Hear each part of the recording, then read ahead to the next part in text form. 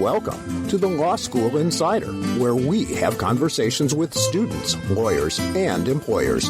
Succeeding in law school is something that you must prepare for, not only before you begin, but throughout your law school journey, and that's what this podcast is all about. I am your host, Dr. Christopher Lewis, and I will draw from my over 20 years of experience in the college admission field, as well as bring forth the experiences of others as we delve deeper into the issues.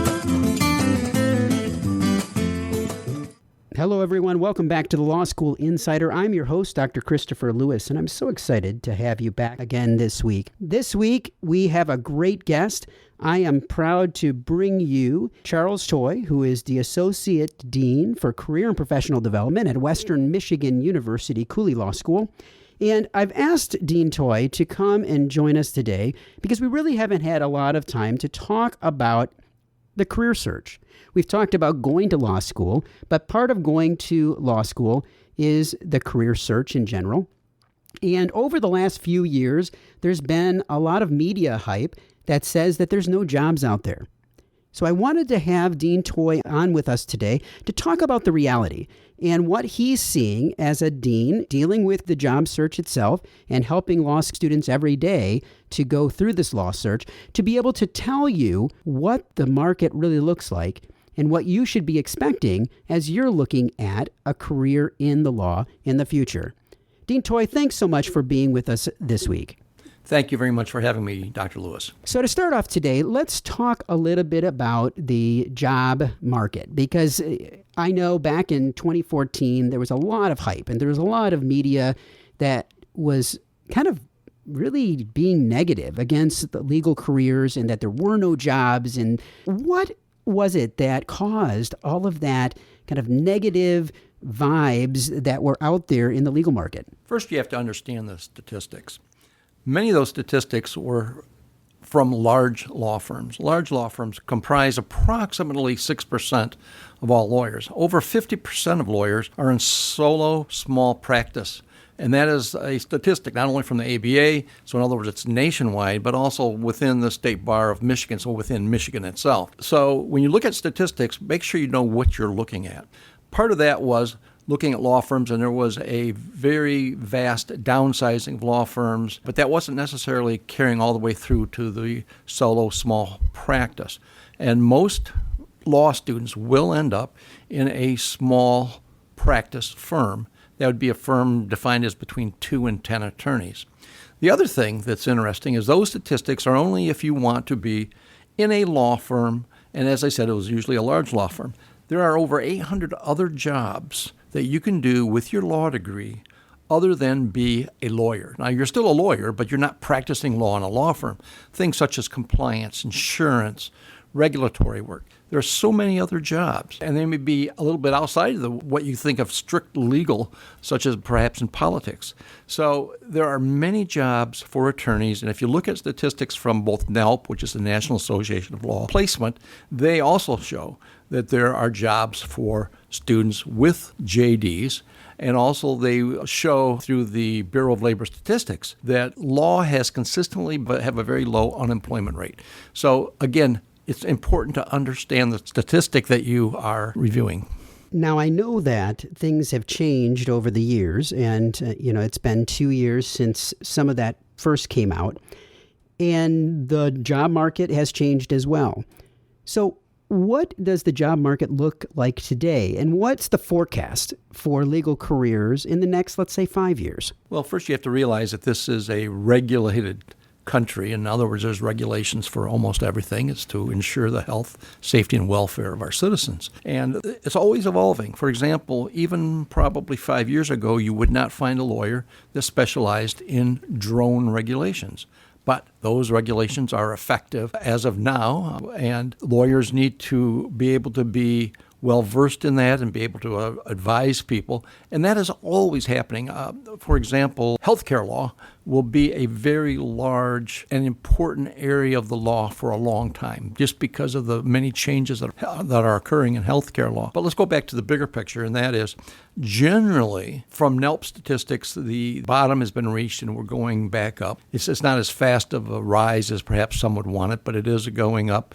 More people have been hired. More graduates are being hired. The other thing that you need to realize is that people will always be people. So there will always be a need for those in criminal defense and in prosecution. You'll probably always need attorneys in areas such as domestic relations. You always need attorneys in the areas of estate planning. I mean, unfortunately, it's a reality that we all will die sooner or later, and most people would rather plan for that event than just not plan for it. So there will always be a demand in those areas, and there are jobs in those areas. Now that you are working with law students on a daily basis, and I know that students are going out, they're talking to employers, they're interacting with employers. What are you finding that employers are looking for mostly from those entry-level lawyers? Are there specific things that a law student should be bringing to the table as they are entering that job market and are going to the interviews? Is there specific things that the law firms are looking for in those candidates? There are. And first, there are those areas that any employer in any industry would want. In other words, a passion for your job, competence in the job, being able to work with a person, those kind of things. In law specifically, you should have those skills that are important for a lawyer. You can find those in various websites, but probably the one that stands out the most to me right now, or the couple, are number one, writing. You must be a good writer. So hone that skill while you're in law school. Hopefully you've honed it while you're in your BA, but then also hone it more while you're in law school. And also research. You'll be doing a lot of research, and they're going to be on topics that you did not cover in law school. They're either new or they're so... in law school, you learn maybe the breadth of the law, but you don't start learning the depth, except in certain areas. And you're going to be drilling down into some areas that you never thought you could drill down and get that deep into the law. And you need to be very adept at doing that. So research and writing are, to me, the two most important skills.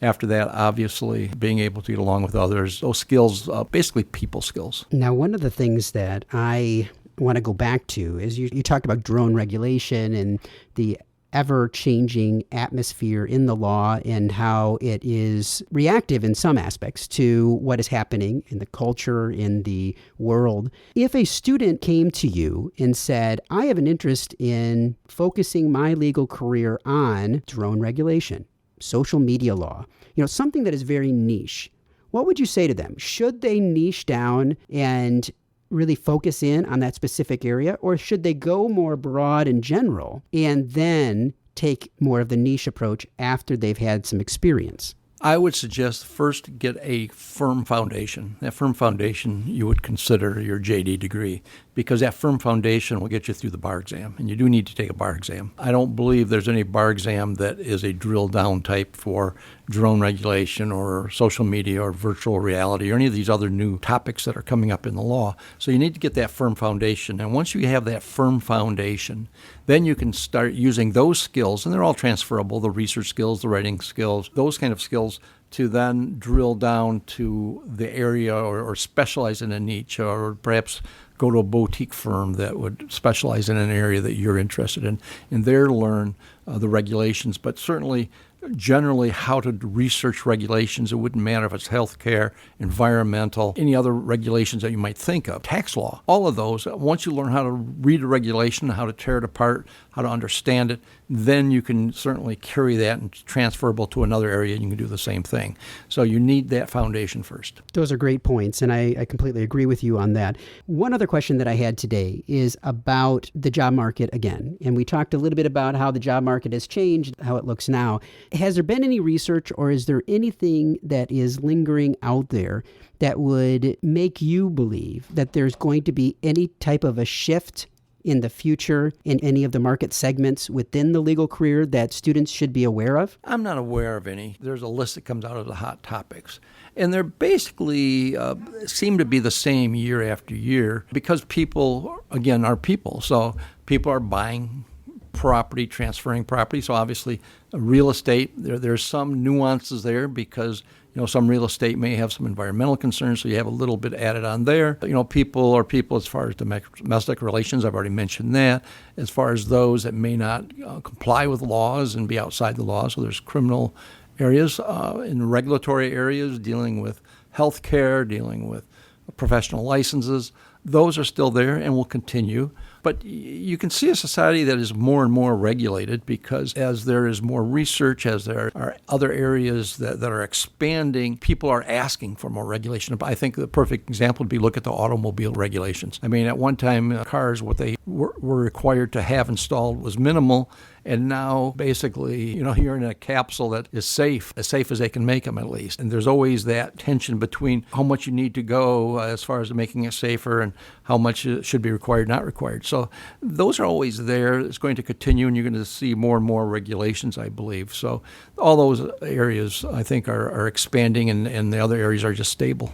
Well, I really appreciate you sharing all of this with us today. It's great to hear that the market is changing, that there are jobs out there, and to kind of demystify and kind of debunk some of the comments that some people may be seeing online. So I really appreciate you sharing that today. We'll definitely be having you back again in the future to talk about the career search and the journey that people are going to be going on. Thank you. Well, that was another great guest this week on the Law School Insider. If you have an interest in being a guest on the show, drop me an email at lawschoolinsider@Cooley, COOLEY.edu.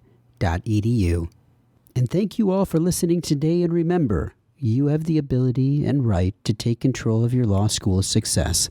I hope you'll continue listening, creating a plan for success that will prepare you to achieve the dreams that you have set for yourself. Talk to you next time. Thanks for listening. You're on your way to being a law school insider. Please subscribe to stay connected and come back again next time as we speak to more students, lawyers, and employers.